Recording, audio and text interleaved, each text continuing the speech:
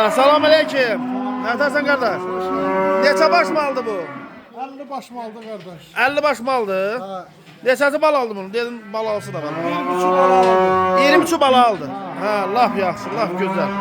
23 bal aldı. Heyvan təzir şəkildə satılır. Heyvan da bizim bu əziz qardaşımızındır. Heyvan satılır dəyərli izləyicilər. Bax buyurun baxın. 50 baş heyvandı. Yerdə qalandakı 23 doğu 23. Bunun kimi de mallardır. Ha, süper heyvanlar da süper. Maşallah olsun. Ha, bunlar görsünüz dəyərli izləyicilər. Hamısı bala aldı. Hamısı. Yerdə qalandakı boğazdır. Boğaz heyvanlar. Görsünüz bunları.